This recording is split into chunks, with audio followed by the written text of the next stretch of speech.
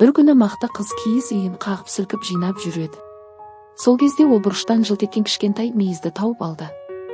Қуанып кеткен мақта қыз мейізді мысыққа бермек болып сыртқа шақырды. Мысық жүгіріп келіп, мақта қыздың берген тәттісін қуана қабылдады.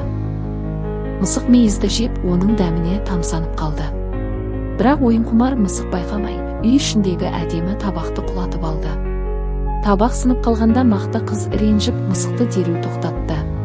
Мысық өзін кінәлі сезініп, жаңа табақ тауып әкелуге уәде берді. Сөйтіп мысық кең далаға шығып табақ іздеуге жолға аттанды. Ол жолда тауыққа, сиырға, қойға жолығып көмек сұрады. Тауық оған көмектесу үшін алдымен бидай әкелуді өтінді. Ал сиыр таза су әкелсе ғана көмектесетінін айтты. Мысық барлық тапсырмаларды орындап, жануарларға бидай мен суды жеткізді. Жануарлар бірігіп әсем өрнекті жаңа табақ жасап берді. Мысық табақты мақта қызға әкеліп беріп, екеуі қайта татуласты.